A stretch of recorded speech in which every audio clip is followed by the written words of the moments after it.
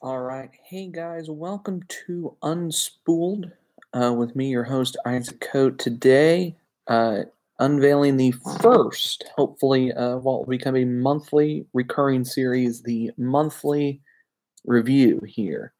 I find this to be a much easier way for me to do things than to do an individual review of every movie or every TV season I watch as I watch them. This is a much easier way. I can just do one of these every month for everything I happen to watch in that month. I'm going to do one for March of 2018 here. Quite a bit late on that, but better late than never for that. So I have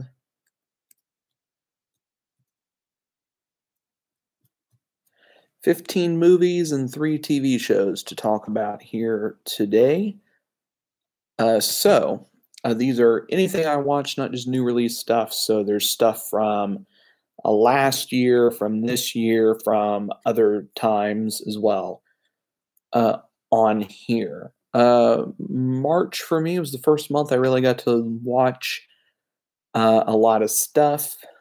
Uh, Finally I got a lot of free time in March. Uh, Basketball coaching was over in early March, so I managed to get a lot more stuff in. And then in April and through really September, I'm going to have a ton of stuff every month that I get to check out. So for me, March was a lot of catching up on 2017 movies that came out that I didn't get to see in theaters or during the year 2017 that I wanted to or that I heard really good things about. Managed to check them out, on here at home, mostly through either Netflix, DVD, or public library. Here had a lot of these movies I was able to check out from them.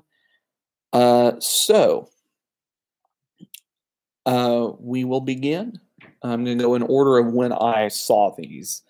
So the first thing to talk about is Tonya, which is a biopic about figure skater Tonya Harding, who's most notable nowadays, at least, especially for her uh, supposedly stabbing one of her competitors in a figure skating tournament or something like that.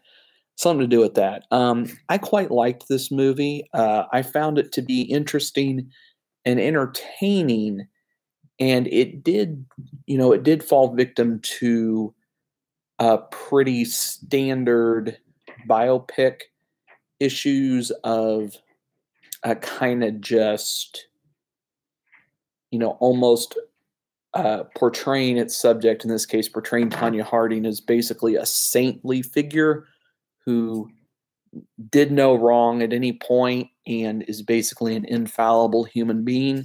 It attempts to give that kind of a portrait of her, which I have no right to judge whether or not she is that, but is likely disingenuous to reality, probably just a hair bit. From what I could tell, though, the good thing about this biopic is that Tonya Harding herself wasn't involved with production pretty much, as far as what I could tell. She wasn't. What I saw from credits, from the credit roll, and from just some light reading I did, from what I could tell, she wasn't really involved in the creative process of making this movie. So that at least negates those issues, which is something we saw kind of a little bit with The Disaster Artist, which I saw earlier this year, so I won't be talking about it here. But with that one, Tommy Wiseau was kind of involved in production, and so Tommy kind of comes off as a bit of a saintly figure in the movie, which is not the way it's portrayed in the book of The Disaster Artist. But that's a different thing. So Tonya here, I really liked it. I thought it was really good. Margot Robbie and Allison Janney both in this film. I thoroughly enjoyed it. I do recommend it. even if you think due to the subject matter, oh, it's about Tonya Harding, why would I want to do that? It's about figure skating. It's really not. Yeah, the figure skating is a part of the movie, but it's not what the movie's about. Kind of like Black Swan, where, yeah, Black Swan's about ballerinas, but ballet isn't really the story, isn't really a part of the story. This is very similar in that regard. The figure skating is there. There are figure skating segments, which I must say are very interestingly shot and well shot. I found the figure skating sequences to be very visually entertaining from a pure cinematography standpoint. The whole movie really is, the way it's shot, looks really nice. It looks really good. So I, Tonya, good one. Highly recommend that one. Up next, we head back to the 90s for Princess Mononoke from 1997, a Miyazaki work from Studio Ghibli. This was great. I really loved this movie a lot. This is a story about, how do I put this best? It's about, really, it's about, is as most of the best Studio Ghibli work is. It's about the horrors of war, really, is what this movie's about. Told through kind of a nature fable type story is how Miyazaki chooses to tackle his chosen subject here with Princess Mononoke. And I loved it very much here. It's a very interesting look at kind of what I assume to be, I could be incorrect on this, but what I assume to be, traditional Japanese folklore and traditional Japanese fairy tales regarding the spirits of the forest and stuff like that. So I really enjoyed it for both its beautiful animation, the beautiful visuals of the movie, as well as the terrific story elements going on in Princess Mononoke. We'll head to TV briefly for the Mortified guide. This is, I think this came out this year. This is a Netflix original, I believe. It's a adaptation of the Mortified podcast, which I only know that from the show telling me that that's what it was. And I did listen to some episodes of the podcast after I watched the show, and the podcast is good. I like it.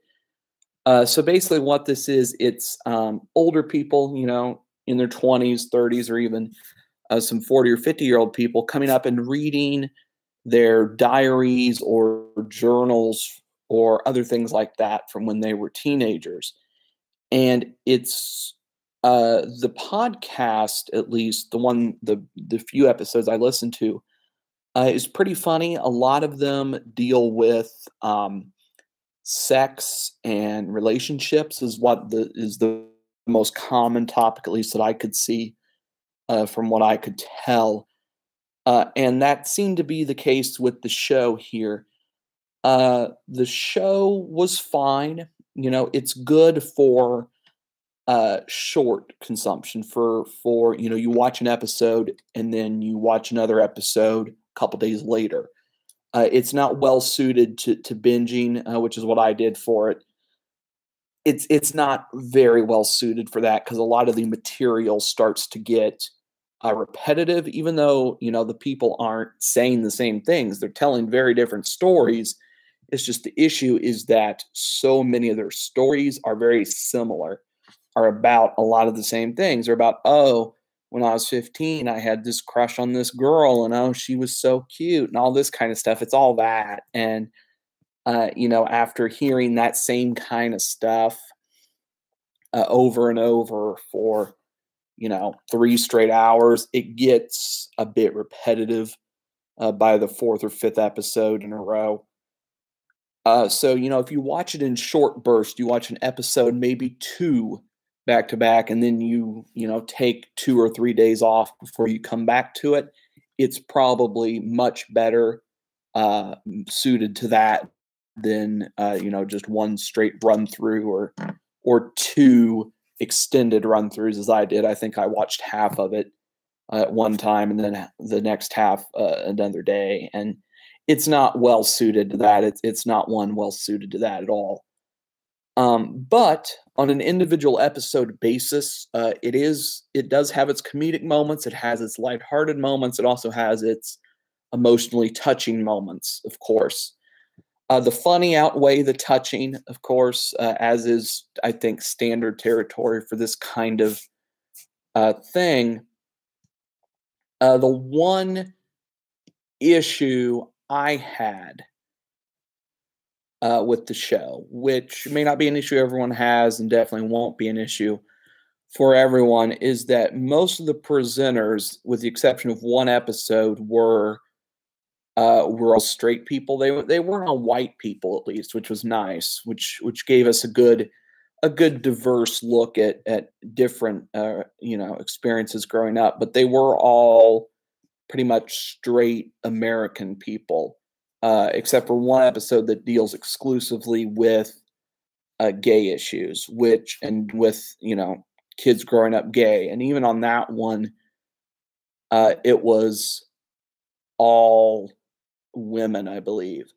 It was all lesbians from what I remember. The episode's been, it's been a month since I watched this, so I'm pretty sure that was the case, which, to me was an issue. I would have liked more diversity in both, in both sexual orientation and gender for the presenters, but what can you do? It's fine the way it is. But I would have preferred it to be a little bit more. But all in all, the show's fine. As I said, it's good for short consumption, not for lengthy, not for extended binging sessions. We head back to the movie world for another film from last year, Lady Bird, Greta Gerwig's directorial debut here. I liked it. I didn't love it. It was okay. This is the kind of movie that I generally aren't huge on. The coming of age story isn't one I'm super big on. Typically, not something that I'm gonna love dearly most of the time. But this was okay. I did like it presented a very different coming of age story than we've seen commonly told in film, at least from what I remember, is that this is it's about a teenage girl growing up in like probably early 2000s Sacramento, basically, or the Sacramento area. I don't remember if it's Sacramento exactly, but it's in the Sacramento area. And I did like it, as I've said 3 times now. So you're dealing with, issues you don't see commonly shown in these kind of stories. You're dealing with not only issues that are specific to a female protagonist in this movie as you are. You're dealing with you're dealing with issues of the modern times of 2000, which most coming of age stories you see are either set in the modern day for when the movie's made, or it's mostly like 80s set, right? I mean, that's most of what you see is either coming of age movies set in the 80s or in whatever the modern day is for the movie. And this one goes with the early 2000s. So, and more specifically with Sacramento, you get this kind of interesting dichotomy of we're seeing issues of kind of a lack of religious devotion among young people shown here. We're shown, you know, dealing with, you know, your friends coming out as gay potentially here. You have that moment in this film, which I felt that could have been dwelled on a bit more, could have been explored more than it was. You know, we deal with that for maybe 2 minutes, and then we jump to, oh no, we got to see Timothée Chalamet fuck her, right? Like that's where it goes to immediately afterwards, pretty much. It's like, no, let's not focus on that. Let's focus on Timothée Chalamet boning. Let's focus on that, which, you know, it's fine, but, you know, I would have preferred more development on the dealing with your friends being gay plot line, but, you know, it is, you know, it is what it is that we're presented here. And you know, I do understand that for the movie and for, you know, our protagonist here that, you know, the Chalamet part is, you know, loss of virginity, and that's very important to this character and that kind of stuff. So I understand why. It's just something I would have preferred, but I did still like this a lot. It does have its funny moments. It does also have its very tearjerker moments in it as well. And I thoroughly enjoyed this film. Didn't love it, but liked it a lot. Speaking of tearjerkers, we move to another film from last year. Film Stars Don't Die in Liverpool. This is a British film, as you would expect with a title like that, that deals with a aging Hollywood starlet. I forget her name off the top of my head right now. But anyway, played by Annette Bening, who deals with the development of breast cancer. Gloria Graham is the actress here that is portrayed by Annette Bening in this film. So she develops breast cancer and she's dying. And so she goes to Liverpool to live out basically her last days with her young former lover here. This is based on a book, a memoir about these actual events in real life. And you know, throughout the entire film, there's this streak of admittedly of kind of abstract cinematography and straight up weird sequences. This is something we'll talk about later, Darkest Hours later in this video, which does similar things in that there are a lot of segments in this movie that are kind of not weirdly shot, but are very unusually shot for this kind of movie. You know, you'd expect this kind of film that's dealing with this kind of a subject matter to have a lot of pretty still medium shots is what you're going to get a lot of here in this movie. But this one takes a very different approach. You have a lot of moving shots, a lot of tracking shots that feel a bit that when they start, at least for me watching it, felt out of place because I'm like, that's not typically how this is shot, but okay, sure, I'll go along with that. That's cool. And it makes it a lot more abstract than I was expecting it to be, which is a good thing. Admittedly, here it did add a lot to the artistic elements of this film, but on a simple level here, the story is pretty interesting and does carry a lot of emotional weight here because essentially what you're dealing with is a dynamic that can be related to by a lot of people, which is the dynamic of a older and younger romantic partnership, and what happens when the older member of the partnership dies, basically, and you deal a lot with grief in this movie, which is a very relatable thing for a lot of the people that are going to check this thing out. I'd assume, that this is a very relatable topic, and it's very beautifully told. And Annette Bening is tremendous in this film, in her role. Her young lover is played by Jamie Bell, who's good here too. I liked him a lot in this role. Sometimes if you're an American viewer, you might have an issue understanding some of the dialogue because all the stuff basically not done by Annette Bening is in either a pretty standard London accent or a really thick Irish accent is kind of what they're going for.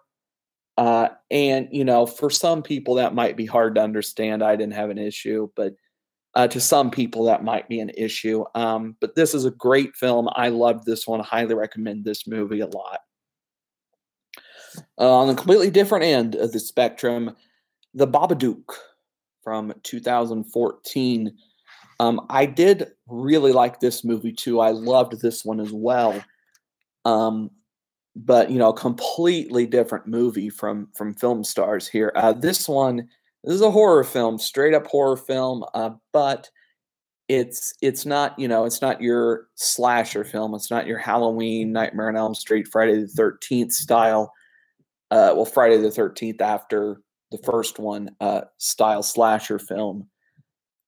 This is a very slow burn, tense atmospheric horror piece.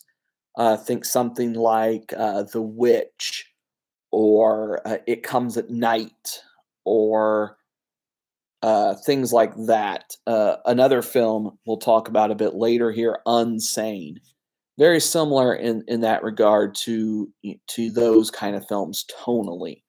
Very bleak, very dark, very slow burn, but still absolutely terrifying horror film.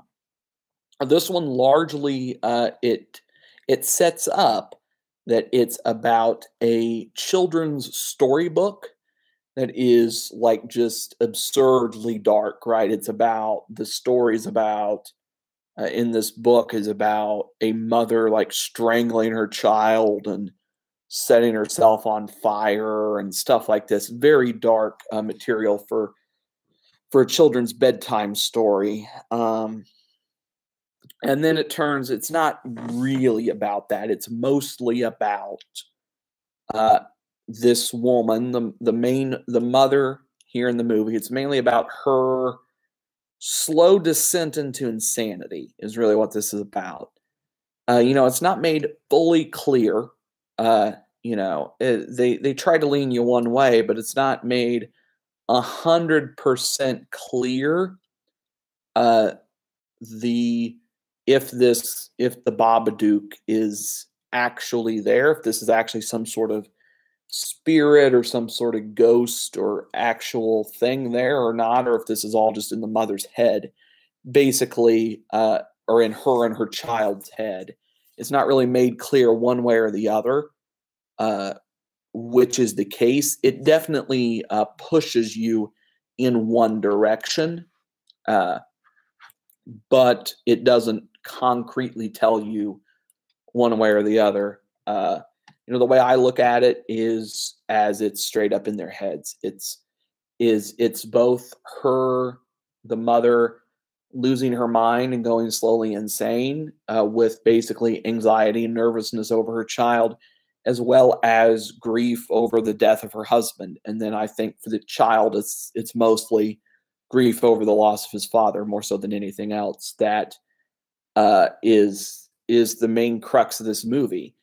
And it's absolutely stunning, both emotionally and visually here. A lot of the supposed creature interactions are very interesting to look at, very fun to look at as well, and kind of figure out, okay, this is what they're showing me. Okay, cool. And it's just kind of a terrifying idea too, if especially if this Babadook is actually in existence in this movie, if it's an actual spirit that's manifested by this book or whatever, that makes the concept even more terrifying. But to me, the best horror films in terms of scare factor are always the kind that deal either with one or multiple characters' own mental instability, and there isn't actually anything there. There's nothing attacking them. It's just all in their head.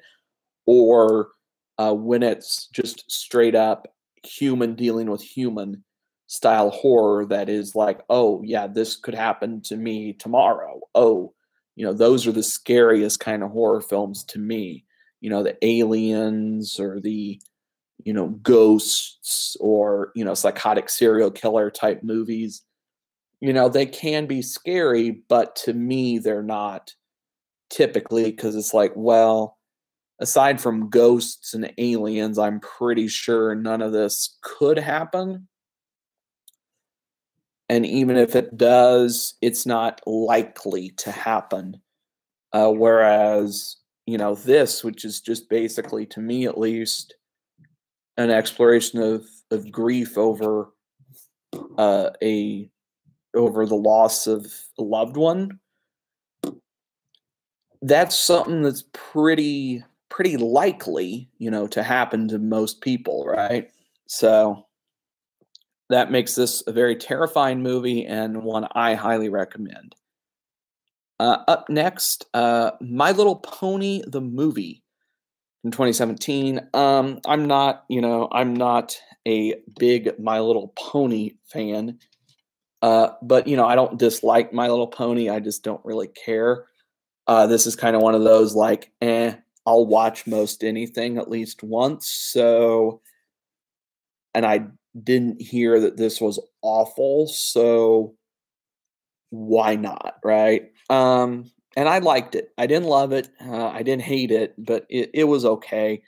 It's, it's a very simple tale about friendship and, trusting each other and whatnot. Very simple, standard story here. Nothing remarkable really about this movie to me. The animation looked nice. I will admit there are some sections the animation is done in a way that I wasn't expecting to be done in this kind of movie. This kind of, a My Little Pony movie. There are animation segments where it's a full 3D animation. You're watching, these characters walk towards you and walk away from you and stuff. And to me, that was not something I expected to see in a My Little Pony movie. But, it was a very nice surprise. I really, really liked that. So, I enjoyed it. If you're a big fan of My Little Pony, you'll probably like this. I honestly don't know. Maybe this might be too simple of a story for you. I don't know how complex My Little Pony is. But I'm assuming it's this is a pretty standard My Little Pony story. So I liked it. It's nothing I'm ever going to watch again, hopefully, but it's nothing I plan on ever watching again, but it's fine to watch once to me for sure. If you want something for your children to watch, this is a solid children's film. Whereas our last animated movie on this list, Princess Mononoke, not really the whole horrors of war thing, it may go over their head and they may just see it as a simple tale about this princess who's raised by wolves and is protecting the forest or whatnot. They may just get that part, may not get the whole war element, which, that's fine. It's probably fine. It is a little bit bloody for, standard children's fare, but Mononoke is probably fine. But highly recommend that one. My Little Ponies, it's okay. Up next, we head into a Fellini film, 8.5 from 1963.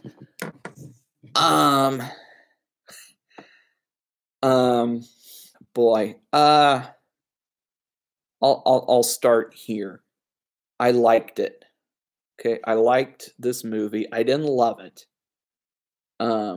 Now it could just be that parts of this went over my head. That's a complete and albeit a likely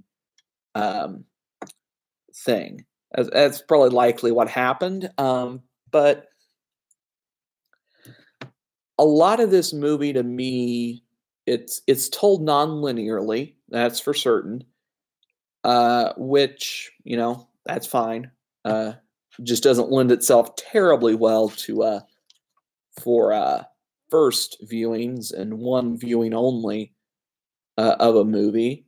Typically, you know, I mean, Dunkirk. It took me to watch it. It took me until about halfway through the first time to realize, oh, these aren't happening at the same time. And so then the second time I watched it, I was like, oh, okay, I got you now, Chris Nolan. I see what you're doing. So 8.5, it took me about, God, I'd say 80% of the movie before I was like, oh, this is out of order. Oh, great. So a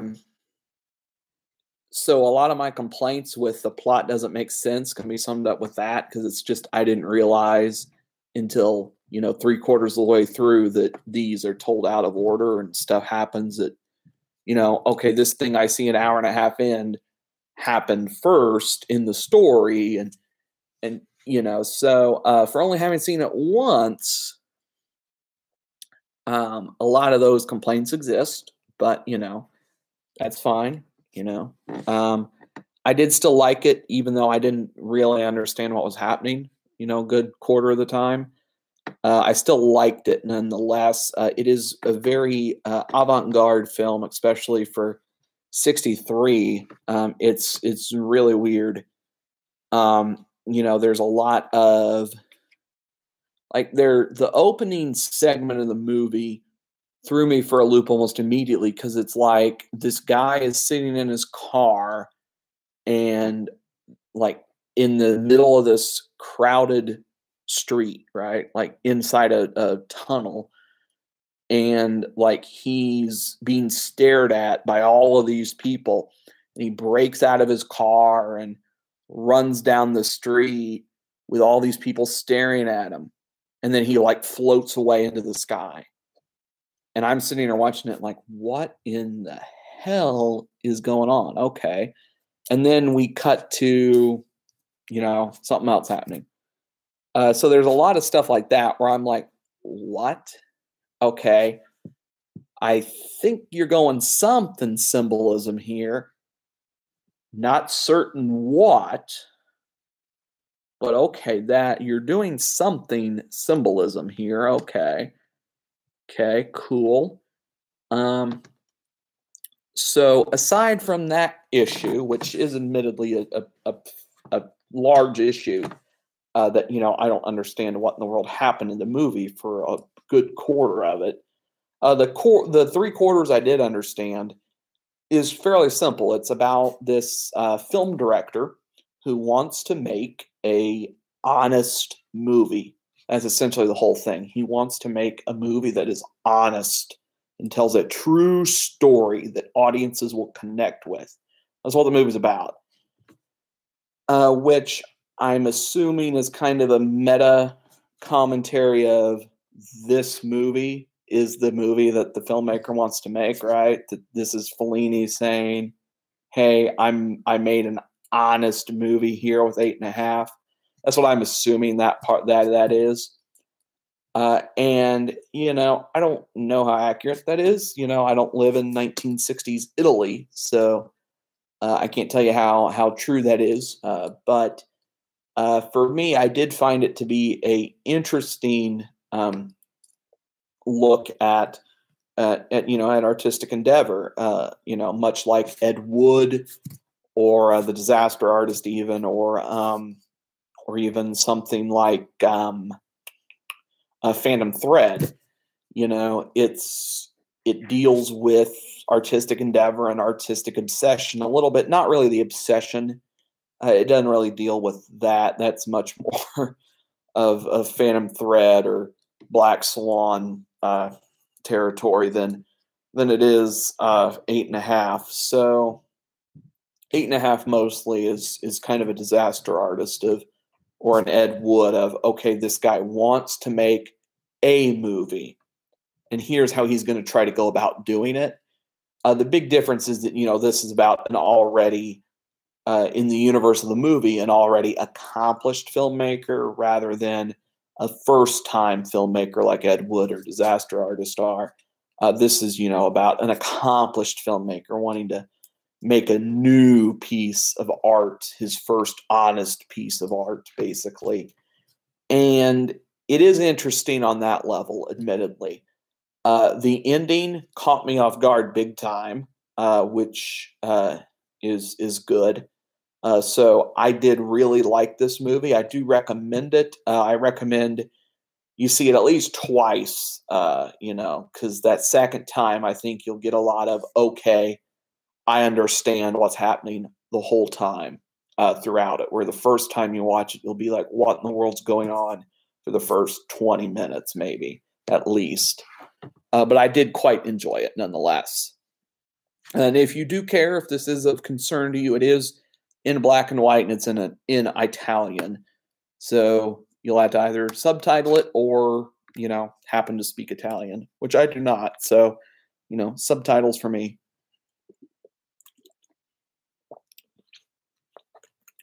So we'll now discuss our first film from this year in this episode. A documentary, I believe a Netflix documentary as well. That's where I watched it. I think it's Netflix exclusive, called Take Your Pills. This one directed by, because that is important with documentaries, Allison Clayman. I don't know what else she's done. She did this.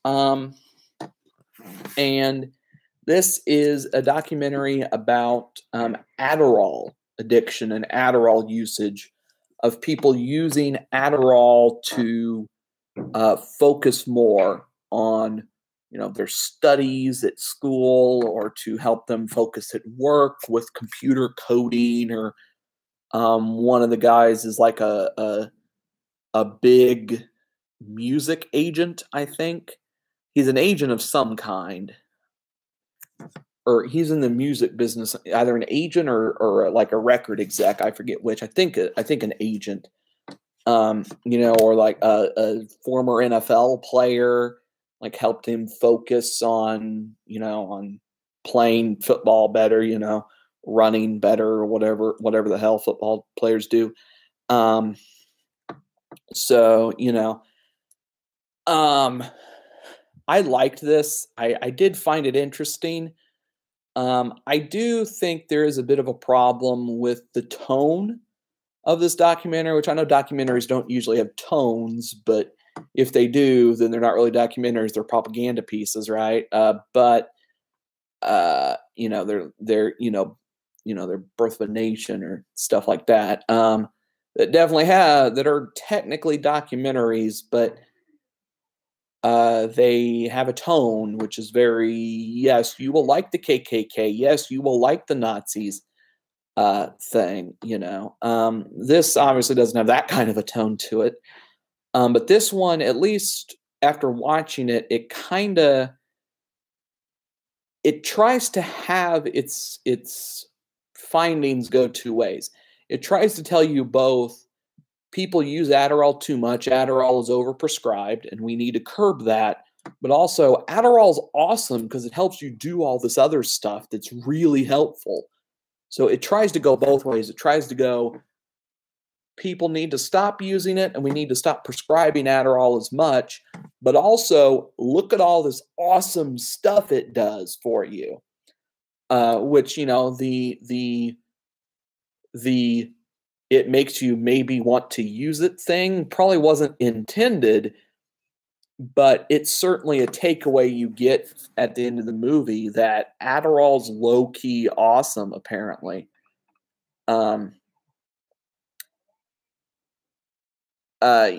you get that, and of course the intended takeaway of Adderall is abused and overprescribed, and we need to curb that somehow, right? Like, you get that takeaway as well. So other than that, I quite liked this. It was interesting. I found it to be, interesting and a look at something I wasn't fully aware of. So, I liked it. That's what's important here, right? That I liked something. Because if I didn't like it, then why would I tell you to watch it? So speaking of something I did not like, let's talk about that Jumanji remake. Why don't we? I know this may be controversial, but I absolutely hated this movie. I found it to be both A, boring, and B, horribly unfunny. Jack Black as a teenage girl is not funny whatsoever. And granted, I have a lot of issues in general with Jack Black, but he's not funny at all in this movie. It's really painful to watch him in this film. Kevin Hart continues to be as unfunny as he always is in this film. God, I don't know why we give Kevin Hart comedic roles still, but we do. Hollywood does, at least. I don't.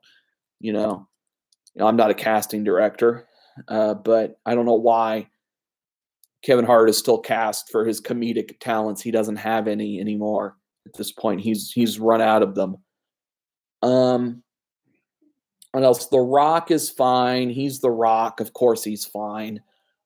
And my biggest issue with this movie, is that this felt a lot like what I was afraid the Power Rangers movie from last year was going to be, where I was afraid that was going to be a bunch of, one or two dimensional stereotype of teenage characters. And Power Rangers was not that whatsoever. It was much better than that. It was so much better than that.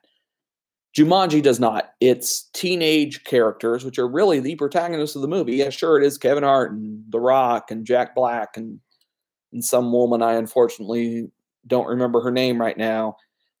It is them, but, they're playing the personality and character of these teenagers, which, you have. Of course, what do you have? You have the nerdy kid who's good at school, knows about video games, is good at video games, and is horribly unathletic. You have the black kid who, of course, is stupid, plays football, and is a very gifted athlete, but is stupid and has to cheat on his homework because otherwise he'll get kicked off the football team, of course, right? You have the teenage girl who you have two of them. You have the one who then is played by a woman who is in the Jumanji part is this like the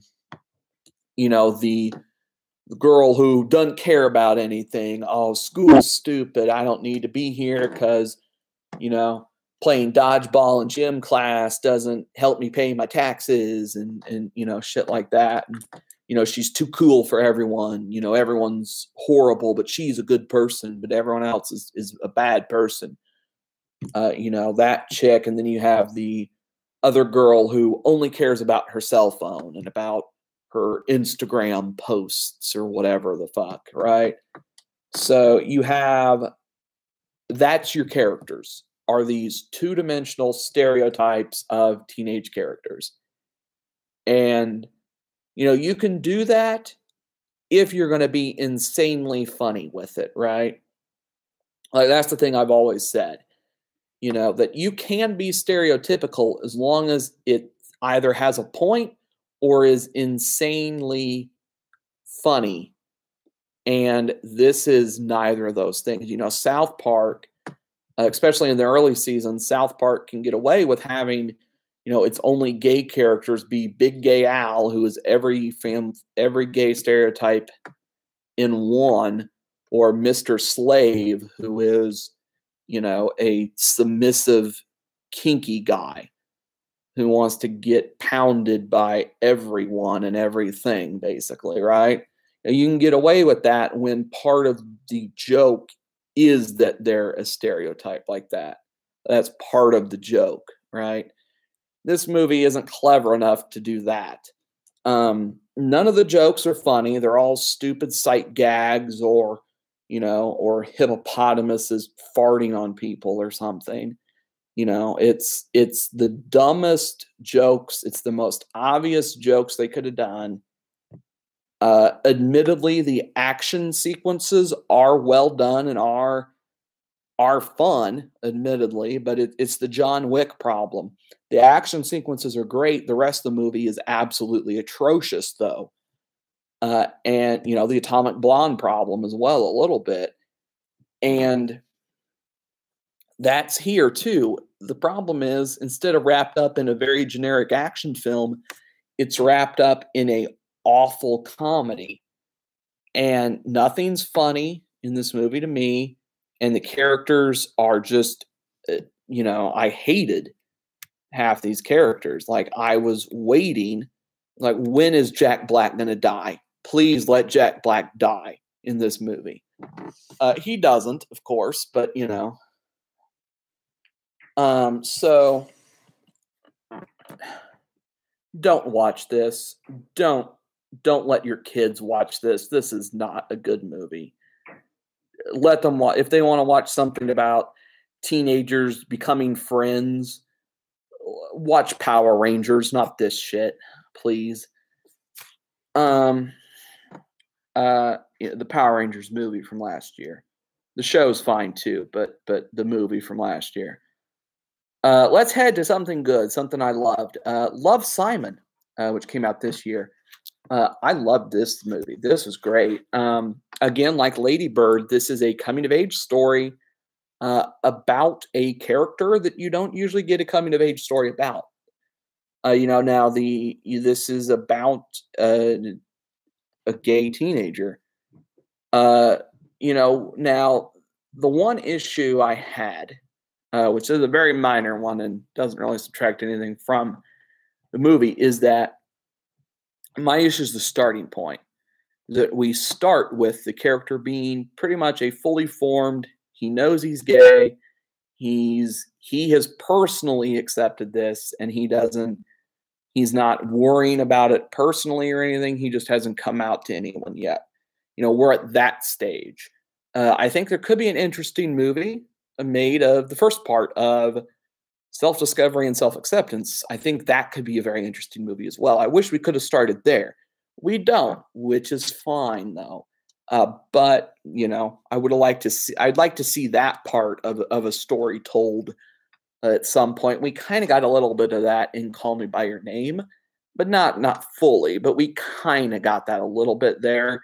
But I'd like to see that as its own movie at some point. At some point we have to get that right. Anywho, Love, Simon's great. It's to me, it's a very honest portrayal of these events. It's a very honest film. It's going through very real concerns and going through very real experiences. And the thing I loved the most about this is the way the relationship between Simon and his parents is portrayed, in that Simon is well aware that his parents, A, won't care, and B, will be accepting of him, but he's still afraid to come out to them anyway. And to me, that makes this infinitely more interesting than if you went the parents are super, religious conservatives who hate anyone that's not a straight white man, basically, right? this is much more interesting if you go the angle you did than if you went the obvious angle that it's like, oh, okay, yeah, sure, yeah, we know, we get it route. You went this other route, which made it so much more interesting to me and so much more relatable too to me. And I love this thing from start to finish. Tony Hale is in maybe 10 minutes of the movie, and he steals all 10 minutes he's on screen for. He's doing what he does.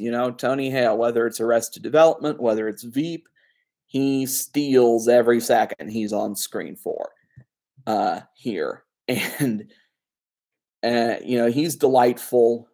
Nick Robinson is really good, admittedly. And to me, the slight issue I have with this movie, as it's exactly presented, and that's not I wish we could have seen this element. The one critique I have of this movie, which this is of pretty much all of these movies in general, these kind of movies, is that typically these kind of gay teenage characters are usually played by straight guys, right? Typically, that's what you see. Whether it be Nick Robinson here, or I believe, but I might be wrong, Timothée Chalamet with Call Me By Your Name, or not technically teenage characters, but, Heath Ledger and Jake Gyllenhaal back with Brokeback Mountain, is that all these dudes are straight, right? So there's a level of disingenuousness to their performance that, yes, they sell this well and they make it very believable. And it does seem like, okay, yes, they're just acting as themselves here, right? That's what acting is. That's what you're supposed to do, right? And they're very good at that. But the problem is that there's a level of emotional depth that is slightly lost in that translation from where if this was a gay actor playing this role to it being, straight guy Nick Robinson playing this role, where, and to me, that's most visible in near the end here, spoilers for the movie, when Simon finally comes out to his parents. And not that part. Sorry, I apologize. Sorry, at the very start of the movie, the family is getting together for one of the weirder family traditions I've seen portrayed on screen, but that may just be me. Their weekly Bachelor viewing. They watch The Bachelor together every week as a family. I don't know, whatever. And there's a moment where Josh Duhamel, who's Simon's father here, makes this seemingly kind of innocuous joke, at least to him, about how the Bachelor on the show seems to be more, sexually and romantically interested in the male host of The Bachelor and not, the women he's supposed to be, choosing which one he likes and whatnot, right? And, typically, if this was a gay actor portraying this, you would be able to see just a slight but obvious, like, just kind of fall of that character's emotions of going, oh, my father just thinks of this as a joke. Oh, shit. And there isn't that, really.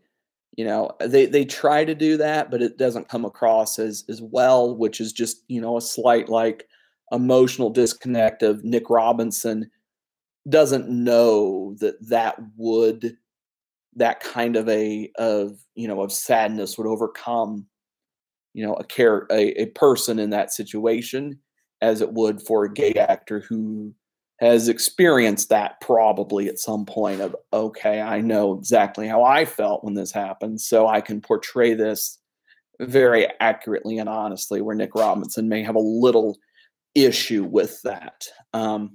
But nonetheless, loved this movie. Terrific, terrific film. And now for something not terrific. The Vanishing of Sidney Hall. This is also from this year. This continues what I'm going to call the bizarre career of Logan Lerman, where Lerman is typically a good actor. Like, he's good. He's not great. He's good, though. And he just keeps doing these awful, awful movies. You know, whether it be this, whether it be those Percy Jackson movies. I'm sure there's other stuff I'm forgetting, but like the only good movie I've ever seen him in was Perks of Being a Wallflower. And, you know, he's great in that. Great movie. Highly recommend that one. Definitely watch that 5 times before you watch this movie.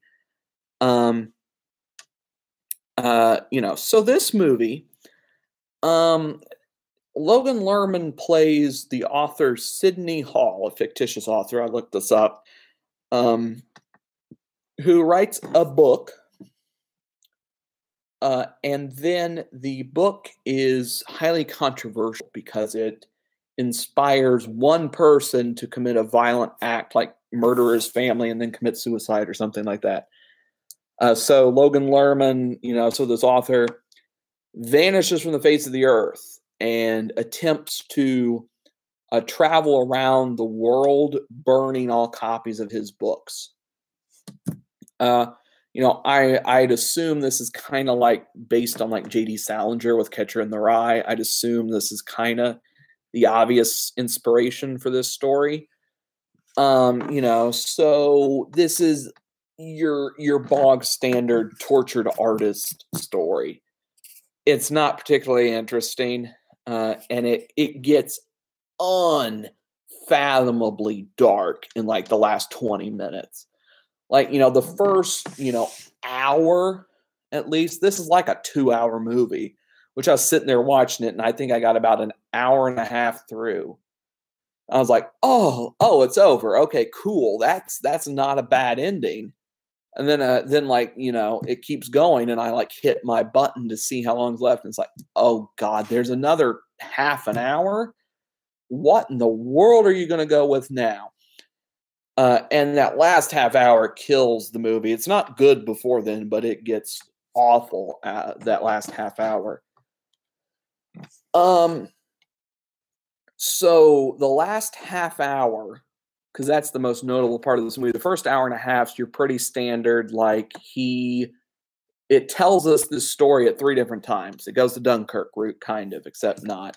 It tells us when he was a teenager before he wrote his book, directly after he wrote this big book that he's known for, and then modern day, he's hitchhiking around trying to burn all his books thing.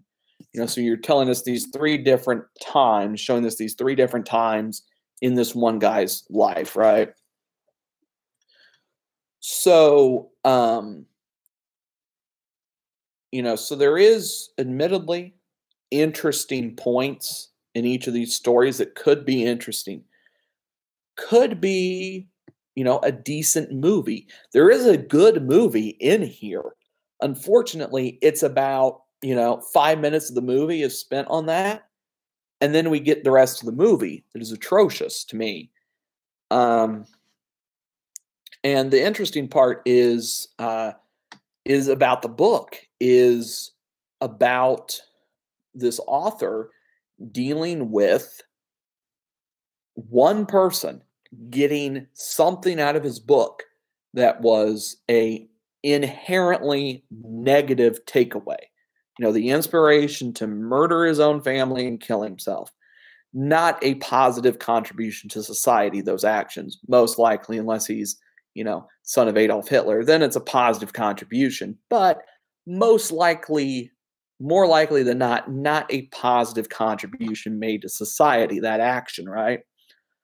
So there is an interesting story where if you explored an author, you know, an author writing a book and then that action being inspired by their book, okay, that could be your first 20 minutes. And then the next hour or hour and 10 minutes of the movie about the author finding out about that action and then having to kind of self-internal struggle.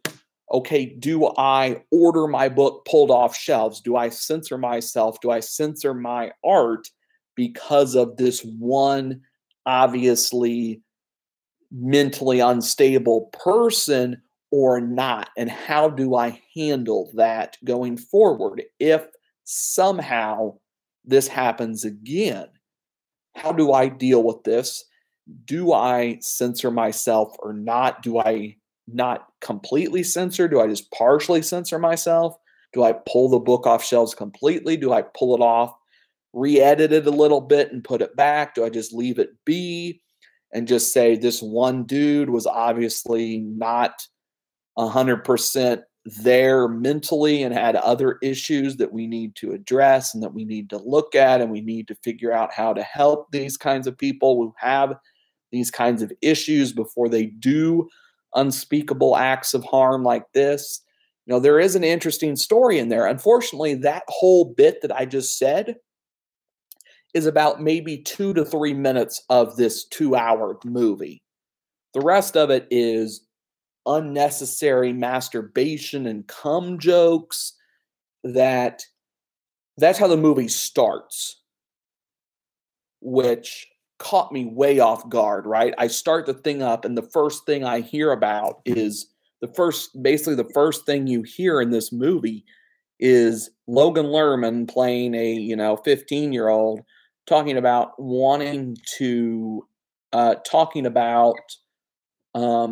masturbating and how that's a waste of his semen, and then talking about I forget what it's either wanting to have sex with his teacher or his sister or something like that, something out there.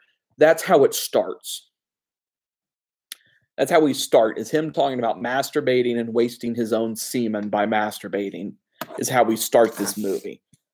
Then, we get the tortured artist section of, oh, he's a misunderstood genius who wrote this one great novel and is struggling to come up with another because it won't be as good or whatnot. Patton Oswalt shows up and is great. He's Patton Oswalt. Of course he's great. But, again, talk about wasting talent. You got Patton Oswalt and Logan Lerman at least in this movie, and you waste them. There are other people you waste. I forget if I have it on my list here. Who else is here? His wife is played by someone notable who I forget. One of the Fannings, maybe Dakota, maybe. I really shouldn't care enough to look this up, but I do. Let's see.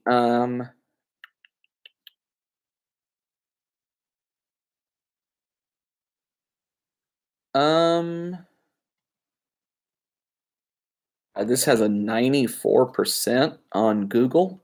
Wow. Okay. L Fanning, not Dakota. Sorry, this says L. Nathan Lane. Sorry, Nathan Lane, not Patton Oswalt. Sorry. Very similar. Very similar actors, unfortunately. Very similar people. But yeah, Nathan Lane, Logan Lerman, Elle Fanning are in this. Like, you're wasting these people. What are you doing here, people? But you get the tortured artist story of that, and then you get the he's a hermit traveling around the country trying to burn all his books because he never got on the internet, never used the internet, so he doesn't understand that's not really possible to do. And also, as I said, there could be an interesting story here. There's not. And as I said, the last 20 minutes gets so insanely dark, because I hope you don't watch this movie. I'm going to spoil for you right now. You get 3 insane revelations, or at least 2 insane. I don't remember if the present day story had an insane revelation or not. So the teenage thing is that he he was friends with like the big jock at the high school, right?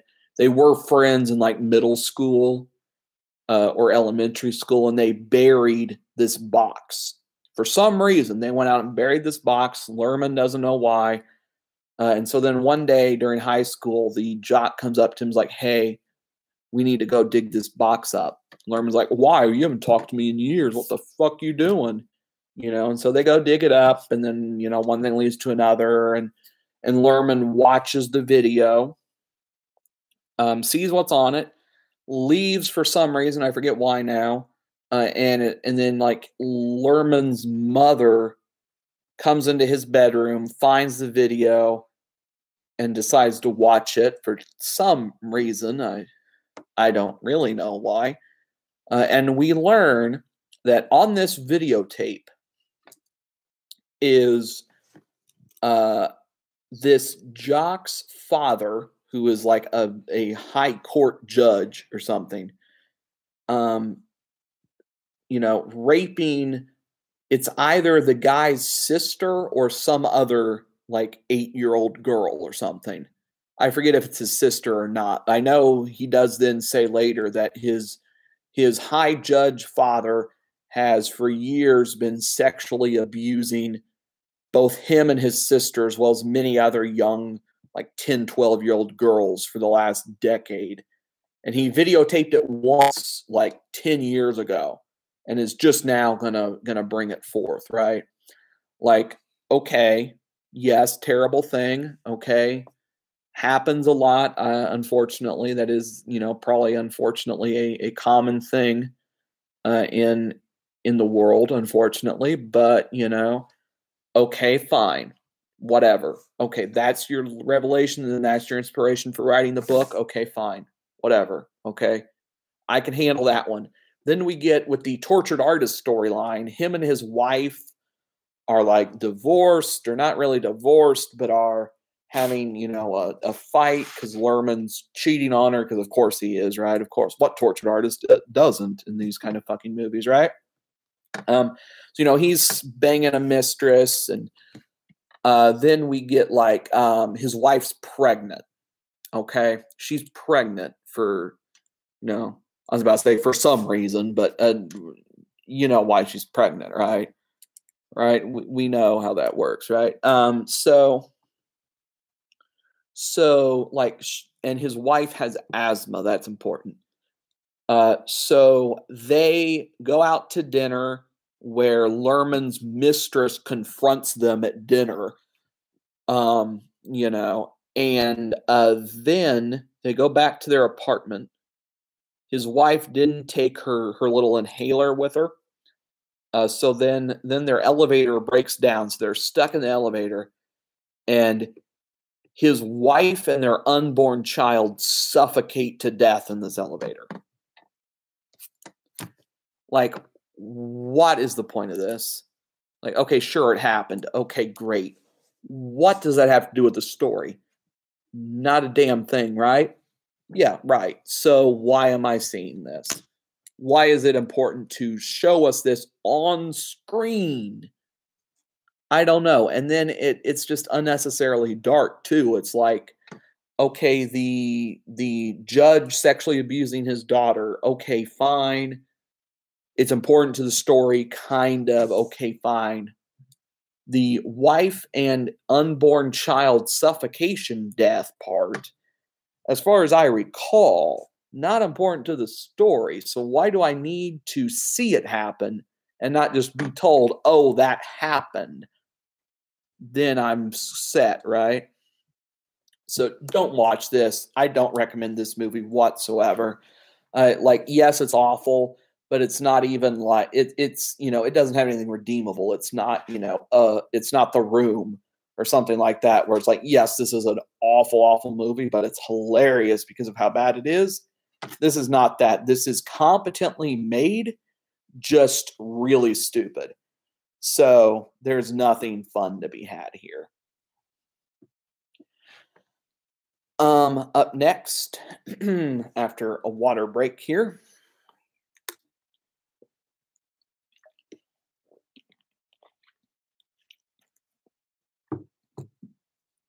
we'll do some TV. Crazy Ex-Girlfriend, season 1. So I liked season 1, didn't love it. To me, season 1 was a bit long. I think it's about 18 episodes. 2 and 3 are, I think, 12. This one definitely felt that. It felt a bit too long. But it's admittedly a very unique show for, many reasons. It's a musical television show, which I'd never seen done before. I know there are ones, but I'd never seen one before. There was a Weird Al one, Gallivant, maybe something like that. There was like a musical comedy show that Weird Al did not too long ago that like no one watched, but Weird Al did some musical a few years ago on television. I forget what it was called now, but anyway, so this is a musical, but it's also a romantic show that is about, as the title would say, a quote unquote crazy ex-girlfriend. That's our main protagonist. Now, obviously this character is not just that. There's a lot more to Rebecca Bunch than just being this crazy jilted ex-lover who wants her old boyfriend back. There's a lot more to this than just that. Season 1, we don't fully explore that kind of emotional depth. We get that later on in the show run. But this is still a great season. We get introduction to, obviously, to all these characters. Of course we do. It's season 1. So of course we get introduced to most of the main characters for the first 2 seasons of the run of the show. We get great song numbers throughout this season. And we do get some of those kind of emotionally stunning moments. We do get some of them. We don't get them to the extent we do later on, but we do get them here, and I quite enjoyed this season. To me, definitely the weakest of the seasons, but still a very good show and a very good start to the show here. Up next, another thing I hated, Game Over Man, another movie from this year. This is a Netflix movie. This one, in what I would nicely put, a bizarre and misguided decision, has Adam Devine as our lead character in a action comedy. A bizarre and misguided choice, to say the least, to have Adam Devine as a comedic lead. He's from Pitch Perfect, if you're familiar with that. Admittedly, Devine's kind of fine in this movie. Like, he's not bad.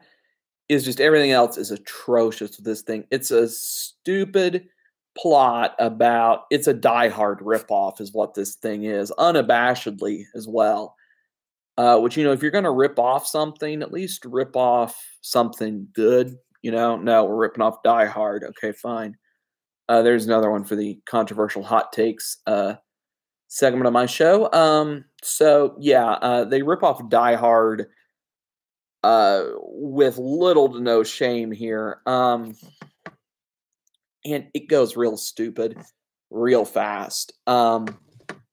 Obviously I don't have any kind of an issue with, okay, you want to make a bunch of dick jokes or sex jokes or poop jokes. Okay, fine. I'm not the biggest fan, but fine. If you're funny, it's fine. But this one to me relies on that exclusively. There is a entire, I'd say, good 3-minute segment that's completely about rim jobs. Like, that's really probably I would say, the biggest comedic segment of the movie is about eating ass. Like, it's a good 2-3 minute segment on that. And that is admittedly the high point of the comedy in this movie, is that, which is not a great endorsement, right? Not great. What else do I hate about this? There was admittedly one funny moment that I actually laughed at in this movie. Not the rim job section, no. That I was kind of horrified and going, oh God, what are you doing? There was one moment I quite liked and actually laughed at, which, the way I'll describe it is this. It involves a man getting his penis chopped off. Yeah, I enjoyed that part. I liked that. There was one good joke in this whole movie. One joke I laughed at, which is admittedly more than I can say for that Jumanji movie. But at least Jumanji was, moderately entertaining, had entertaining action scenes. This has action scenes. They're really stupid, and I really did not care for them. So all in all, okay. Yeah. Did not like this movie whatsoever. Highly recommend you stay away from this one. So yeah. Don't check out Game Over Man. Really, really bad movie.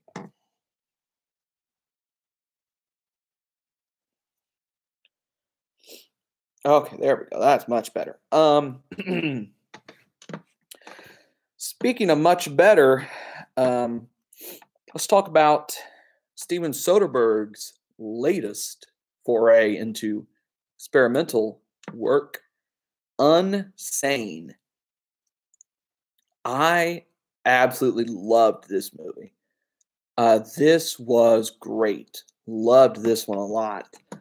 On the experimental side, apparently Soderbergh shot this entirely on an iPhone, which you can tell, it doesn't look great, but I think that adds a lot to the movie. It benefits the movie to look a little bit shitty and a little off.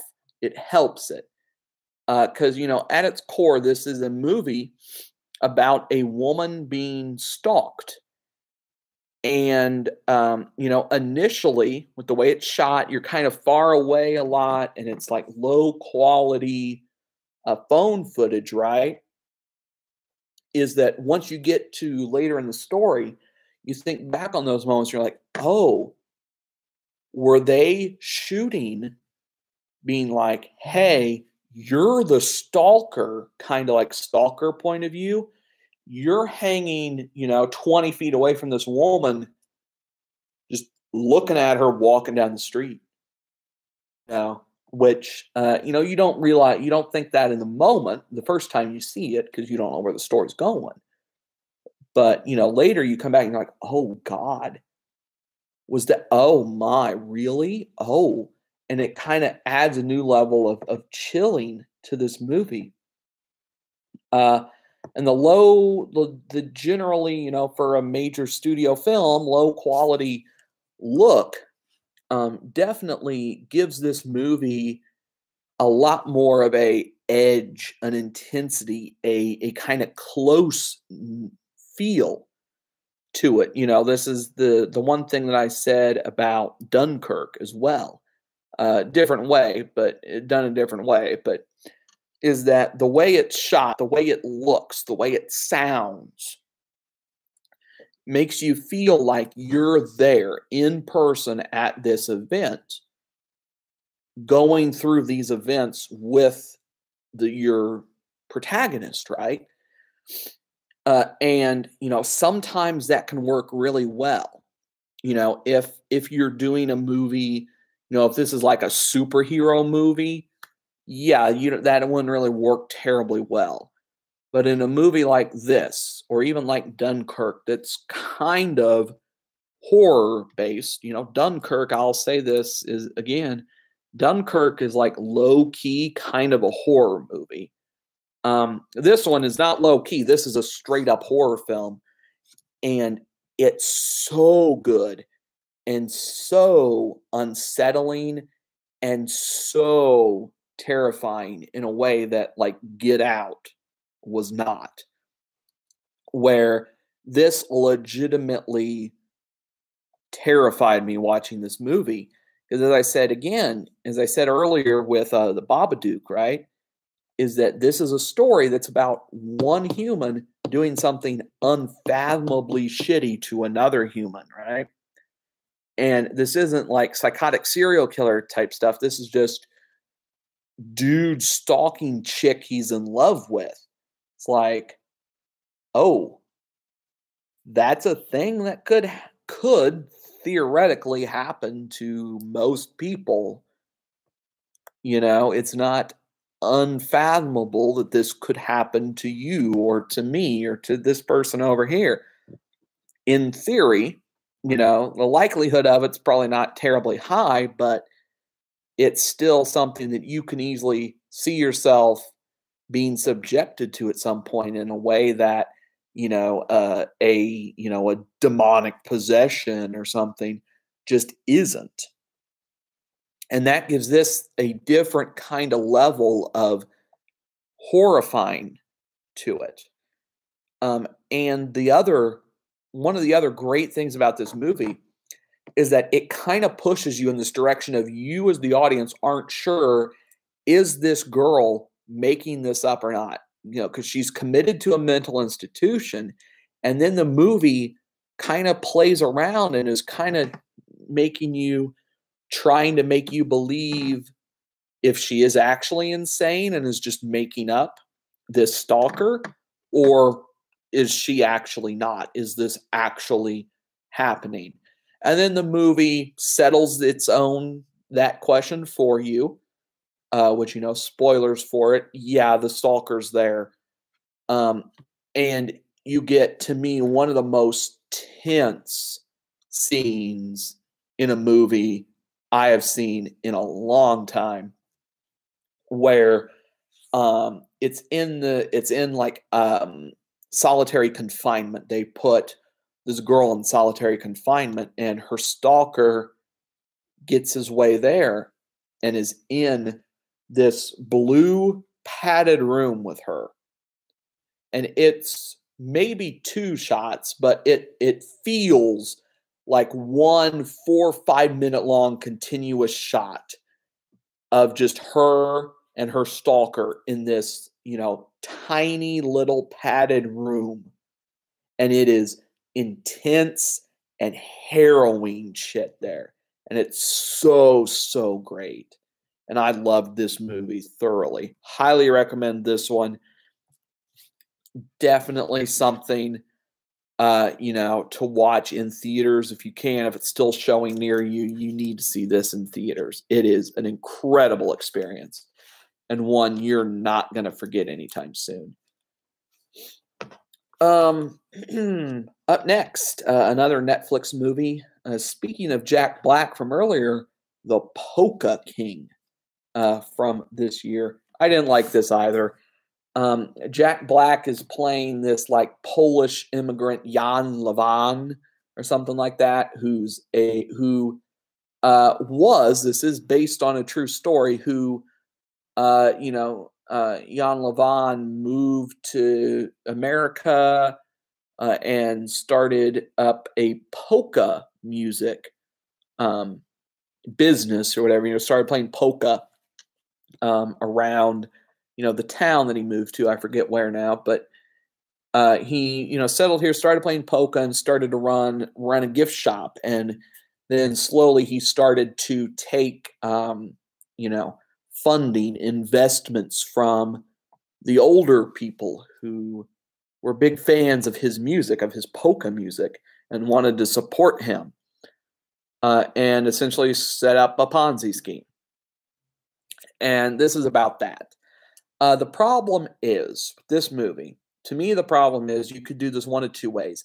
Either you had to do this in a completely comedic tone where Jan Lewan is shown as a complete imbecile who kind of buffoons his way into this and doesn't really realize what's happening. Okay? You do it that way. Or you go straight up, complete, serious Godfather-style crime drama. You know, you could do it one way or the other. This tries to do both. It tries to have its moments of crime drama, super serious crime drama, and it tries to have its moments of lighthearted Jack Black as a complete buffoon who doesn't know what in the world he's doing. It tries to do both, and it just doesn't work. There's dissonance on a plot level of, well, we just saw him masterfully pull this off, but he can't pull this off? Really? This seemed a lot easier than the thing he just pulled off flawlessly 5 minutes ago. Why is that? So it has those kind of issues. Admittedly, the polka music is very well done. I like the polka music in the movie. Problem is, if that's the thing I'm complimenting your movie on, I liked the fact you put polka music in it and it was not awful music. If that's where I'm starting, and really that's the one thing I liked about your movie, you're not in good shape. Jason Schwartzman shows up. I liked him. Always do. He's Schwartzman. Of course I like him. He's underused. He's not that great here, but he's good. He's here. So I liked that. Did not care for pretty much any of this movie other than that. Jack Black doesn't work in this role, admittedly. The one thing I've always said about Jack Black is that he can work in mostly any role as long as he doesn't have to do an accent. As soon as he has to do an accent, it falls apart. Nacho Libre was like that. This is like that. As soon as he has to do an accent, it falls apart. And it's true once again. He doesn't work. I think largely due to the accent, because he does not really pull the accent off. And I did not care for this movie at all. Next, from 2017, Darkest Hour. This is a film largely about the political machinations of the evacuation of Dunkirk. That's what this is about. It's about that, and mostly about the early days of Winston Churchill's tenure as British Prime Minister during World War II. And I liked that. I liked, typically I'm not a fan of war movies in general, just not my kind of thing, usually, but if they're like this, if they're about, not really about the battle, not about the soldiers, but about the kind of political strategies and stuff, I can kind of get into it a little bit more because I find that a lot more interesting than, two dudes lining up from each other and shooting at each other. I find this to be much more interesting than that.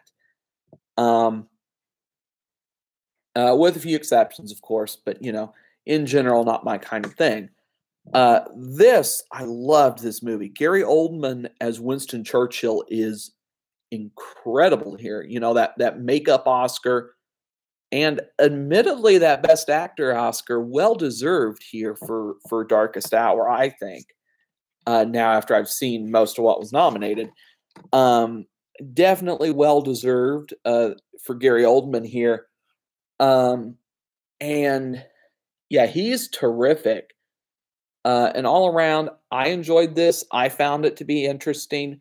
Not everyone will. And this is a very abstract movie for being a pretty, for being this kind of movie that it is. This is a very abstract, weirdly shot movie, very artistic in some of its shot choices and some of its general stylistic choices. Very artistic in that regard, especially for this kind of movie. and it works. It's very well done, very visually interesting to watch. And, yeah, the story isn't something that you're going to, praise endlessly of, oh, this was an incredible emotional journey that this movie took me on. No, it's not. At least not for me. It was not at all. But it still manages to be interesting, and it manages to be, ultimately a story about kind of how, one man can persevere in the face of great adversity. And, that's a story, that kind of story is one, commonly explored in the film world. And this one does it fairly well. I quite enjoyed Darkest Hour. So I'm going to end this episode of monthly movie reviews with a TV show with Crazy Ex-Girlfriend Season 2. So in Season 2, we improve over Season 1. We cut down on our episode total, so we get more focused on our storytelling and on the acting performances and on the songwriting as well. The songs are terrific here in Season 2, and we get interesting new developments with our characters. We get new wrinkles added to White Josh, to Rebecca, to Paula, to Josh Chan, to Daryl. We get introduced to some new characters that will become interesting much later on. Nathaniel shows up here for the first time. We get really into him in Season 3. And this is the beginning of the end for Rebecca Bunch as a person, kind of, sort of. We get into her full downfall and absolute stunning Season 3, which we'll talk about in my April episode. Unfortunately, I finished Season 3 on April 1st, so too bad. It's April, not March. So I loved Crazy Ex-Girlfriend. I loved all 3 seasons. Loved it all. Can't wait for Season 4 next year. Or later this year, hopefully, actually. Can't wait to see how we're going to wrap this story up. Season 2's very, very good. Not a big improvement, but an improvement over the first season. Because, Season 1's really good. Season 2 were, great, and Season 3 is, absolutely incredible. So I thoroughly enjoyed Crazy Ex-Girlfriend. Highly recommend you check the show out. It's something different and very interesting to watch. A very, very unusual story, and told through a very unusual character lens as well, and deals with issues that typically aren't presented in television, and honestly, to this point, not even really in film yet, to a great extent. We deal with depression, with anxiety, with general mental health. We deal with age difference in gay relationships. That's in this season, I believe. We deal with late in life discoveries that, we may not expect, things like that. And it's so refreshing to get a show that is about things and explores things that aren't typically talked about in media or otherwise. And I think that is, something that needs to be praised more and explored more. So I thoroughly loved Crazy Ex-Girlfriend, all 3 seasons. That's really all I have here. That's all I have from March. It's everything I watched in March. Not a lot. April's got a lot more stuff, thanks to, me having a lot more time now to watch stuff. So thank you for watching this episode. I hope you enjoyed. If you did, make sure to subscribe to the channel for more great content like this. And until the next episode, goodbye.